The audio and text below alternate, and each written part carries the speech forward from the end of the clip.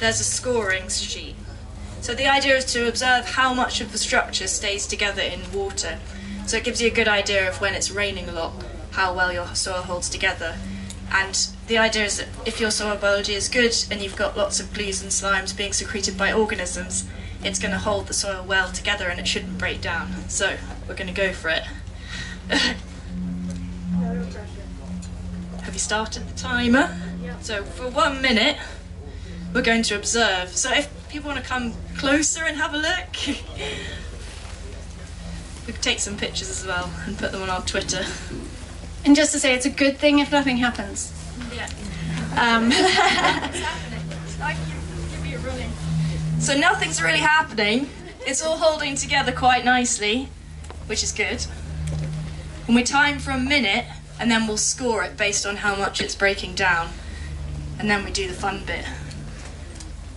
And so, yeah, the theory behind slate test is really all about if you have lots of microorganisms and organic activity in your soil, then the way the soil has formed is through these, as Annie said, it's like slimes and molds that are water resistant. And therefore, when you put it in water, it's not going to just break down. It holds its structure much more. And so you can imagine that when it's raining heavily, your soil retains its structure even in the wet conditions, which is advantageous, because otherwise it would just become like a slide or a slick, and that's not what you want.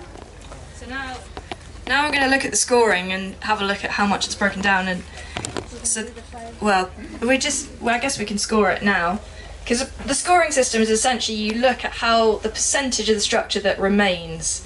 And we'd say pretty much, 90% of that is still intact. It maybe broke down a tiny bit towards the end. Yep. So the next part is to shake it around and see what happens. So yeah, so go for it. So the idea is you bring it up and down 5 times with a transit time of 1 second, so that you try and do it the same every time you test. And you then score on how much it's broken down. So notice it has broken down a bit more. Before we did this, the water was completely clear. Now there's a little bit on the bottom and the structure has gone just a bit, but it's still pretty good. Very good. So then you would give it a score, what do you think? It's probably, 7? Yeah, about 70%. Yeah. So it would be scored a 6, and then you record 6 in the Sectormentor Soils app, and we could take a photo so that you could then go back and have a look further down the line or compare it with other tests. So that's, if the score is 1 to 8, 6 is very good. Yep. So, good job, Fred. Great job. Okay. Now we're going to compare it with another sample taken from Fred's neighbour's farm. Might be here. I know, that's why Is we're it? not naming. No names. No names. Okay. Do you want to empty that, or do you think it's okay? I think We'll be able it's to okay. see. Yeah, we can see that. Okay. So you can actually use the same water. So we're going to use the same water, or you can change it if it's really murky. But we don't want to throw good water away.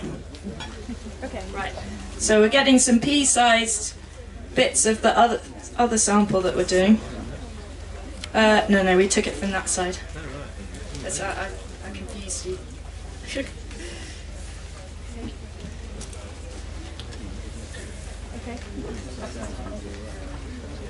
Right. Okay. 1 minute. Oh yeah, sorry. Okay. Go.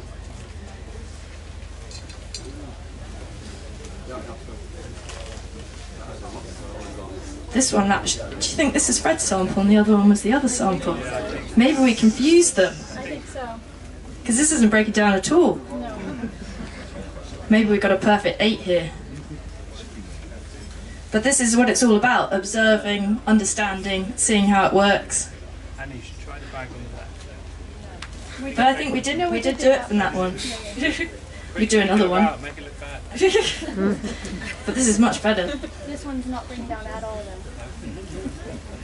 I wonder if that one got really squashed in your pocket.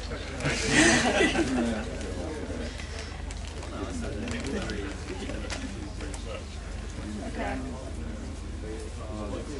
Okay, so this So yeah, we're almost at 1 minute. Yep. So that's actually perfect. It hasn't broken down at all. Yep. And then if I just... Yeah, so we're going to do the second part, moving it up and down.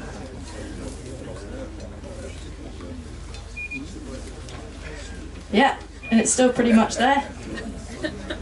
So would we say that's a 90% remains?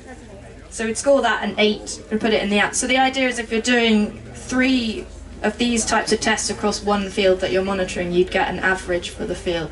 So you take 3 samples and do 3 tests. So did you see the difference? Like that one, absolutely nothing came off it, right? So you can see that it's actually quite a different type of soil. Well, this one is actually a similar soil because they're right next to each other, but it's in a very different state. And you can actually just visually see that they're in a different state as well, because that looks like one massive clump with very little going on in it, and the other one has all sorts of roots going through it, and you can see that there's space for water to go in and around it. So probably I would expect an infiltration rate, for example, in that soil to be much better than one in that soil. Yeah? So that sort of takes us nicely on. We talk a little bit about the VEST test, which is the visual evaluation of soil structure. What that you've explained is how you then record that on the app. Oh yeah, sorry. Yeah, maybe we want to, yeah, so you do, Okay, yeah. Okay, so I just got to get this soil from behind. we'll do the VEST on this one, and we can do it on these blocks as well. Okay, here we go. So have you got the VEST sheets? Yep. So with the VEST test, you're looking at the soil structure and how the crumb structure breaks down. So the idea is you want to take different samples and pull them apart with your hands and score it based on that. So there's a score of 1 to 5. We've got 2 scoring sheets here. So I'm just, Abby, do you want to hold it? Yeah. Okay. So if we break down this one, Okay, yep. so if you look how blocky and angular that is, that's huge blocks. Yep.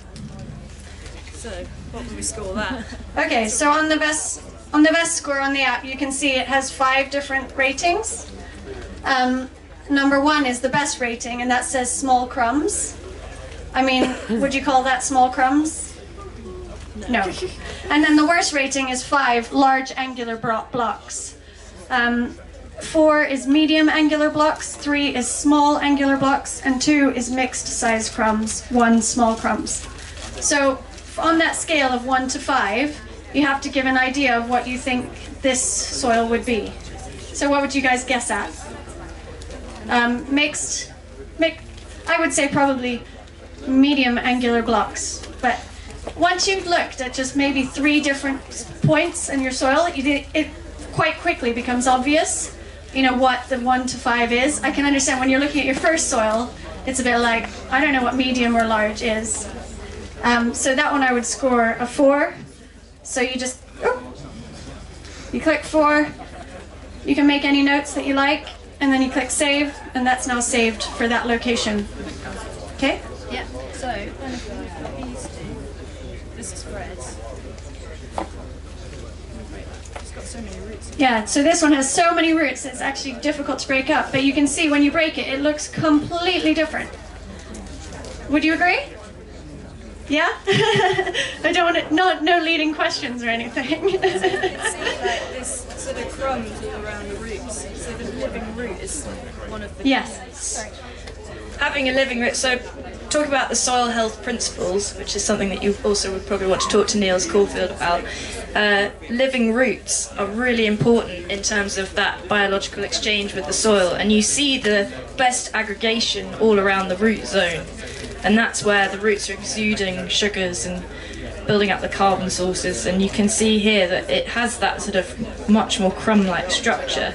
And if we look again at these samples here, which is Abby and I were last seen disappearing with a spade up that way. I went and dug out some soil from John's field. Hope you wouldn't mind.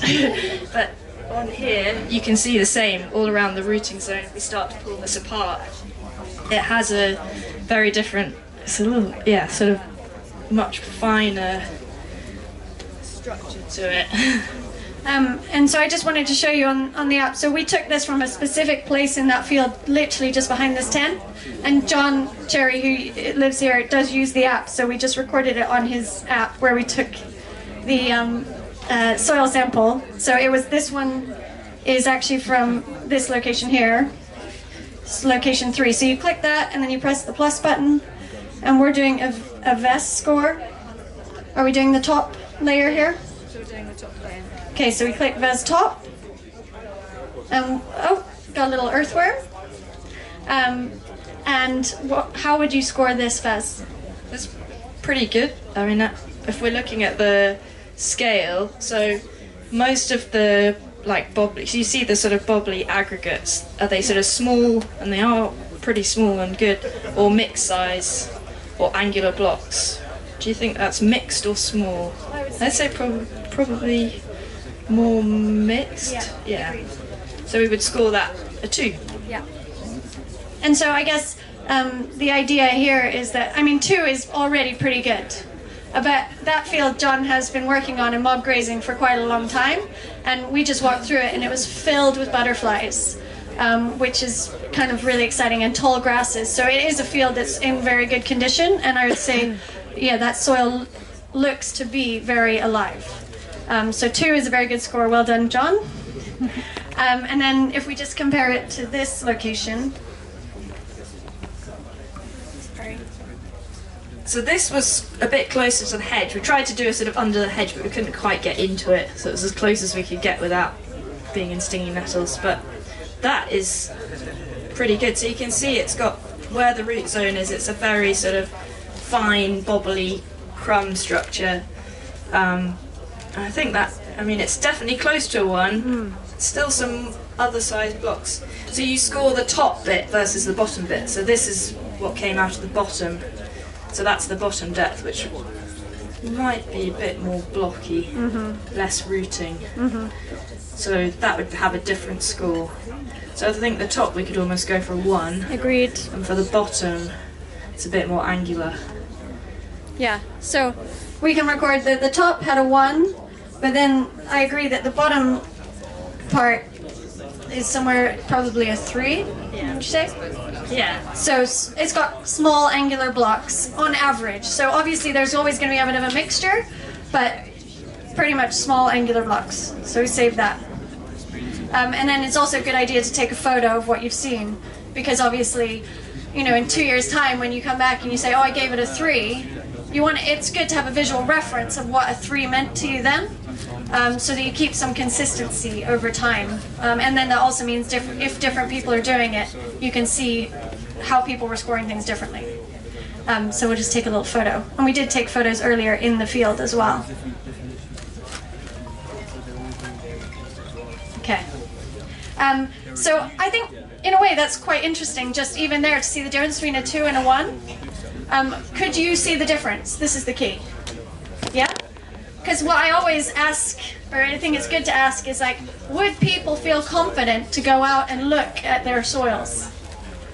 After hearing from everyone here, and seeing some of the tests out there, because that's the key really, is, you know, this is all about farmer empowerment. This is about taking the journey into your own hands, and really going out and looking and starting to build up your knowledge of what's happening on your farm. I mean, of course, farmers know the most about their farm of anyone anyway, but it's just about being confident in that knowledge, and going out and using something to monitor and guide you as you make decisions. I'm not saying don't use agronomists or anything like that, but it's just, there is something powerful about going and looking for yourself, and I'm sure you're all aware of that. So who here would be confident to go out and do some of these soil tests themselves, say on Friday? Are there instructions on the website? Absolutely. So I have some cards here. You can go to the website, soils.sectormentor.com, and there are instructions for each of the different tests on there, freely available. So you can go have a look. It tells you any equipment you need for it, and usually it has references of where we got those guidelines from. So you can go find out more as well. And then if you want to use the app as well, that's a subscription service of £120 a year plus VAT. And that allows you to take all those readings as you go and then upload them and have your repository and dashboard online so you can go and see how things change. Would you like a card?